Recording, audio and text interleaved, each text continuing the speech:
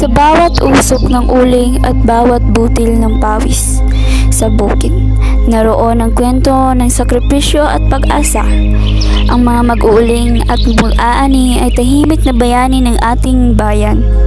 Mga taong patuloy na nagsusumikap para sa kanilang pamilya, kahit kapalit nito ang pagod, init at panganib. Sa simpleng paraan, sila ang nagbibigay init at buhay sa bawat tahanan. Ngayon, ating matutuklasan ang pamumuhay ni Nanay Conceta E. Perez na isang mag-uuling dito sa Marbon. Hindi may mag-interview sa imuha na gamay lang. Hindi man. May interview na ha. Unsa imong ngalan o pila imong edad na? Nasa ngalan kay Sita. Apelido Perez. Perez. Pila ka katuig nga nag-uling na? Dugay-dugay na kay.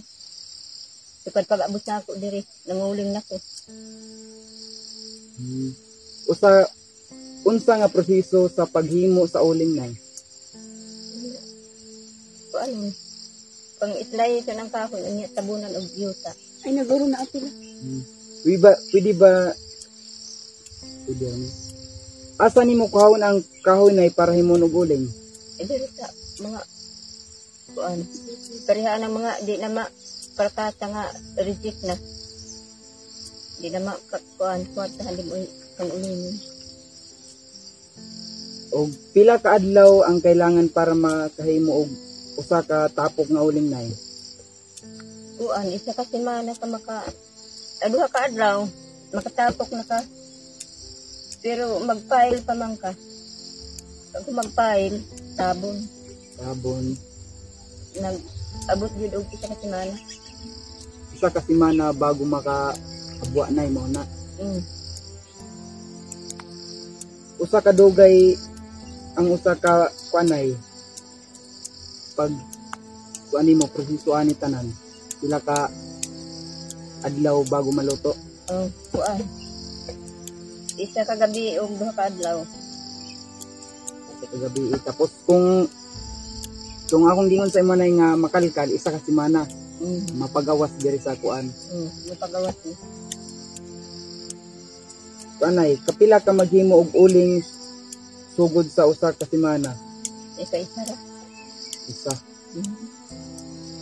Pila ang kita nimo nay sa usa ka tapok sa uling? Abot og 20 ang akong uling di kapin 2,000. Kanang 2,000 na sapat na ba na sa isa ka semana nimo nga panay konsumo? Sakto na gyud. Kaya ako ra man isa. Ikaw ra isa diri nag-uling uling nay. So kinsa man imong kauban diri nay nga magkuanay, mag tulog diri sa bukid? Katong akong apo. Justin. Naga-eskwela pa to imong apo karon nay. Nag-eskwela. So among nakita karon nay lisod gid gay kayo imong kanitang karon nay.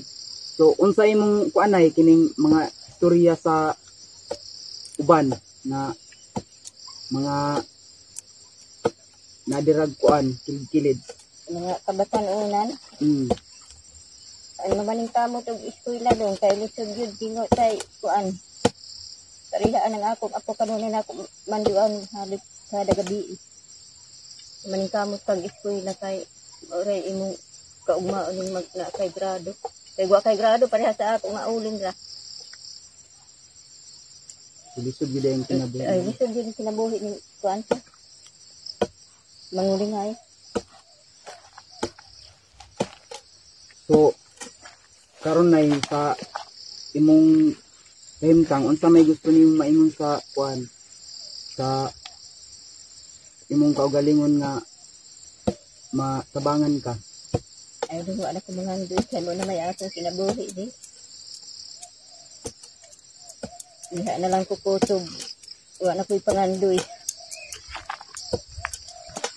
Basta makakaon lang ko sa isa ka adlag kaduhan, okay na.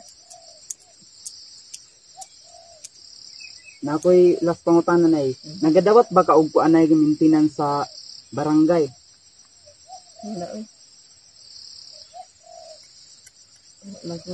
Kuan. Para ng mga kuanay kining mga mga hinabang gikan sa gobyerno. Kay isa ra ko nakadawat diri. Katong hinabang.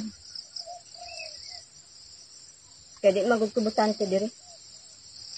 Di ka butante diri na asa man day ka naka butante day dapit mo Sa lugar na. Rosario.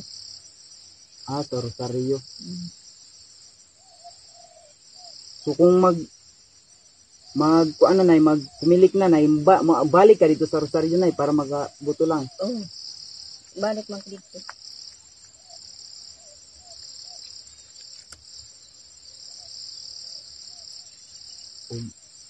Ito pa man ako. Maura to akong pangutana sa imo nay, daghang salamat nay. Gan.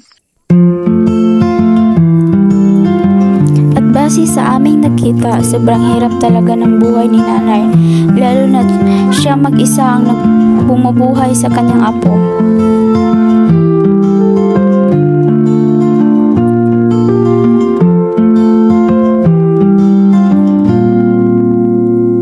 Kaya't napagdesisyonan naming magkakagrupo na magbigay ng kahit kaunting tulong para kay nanay.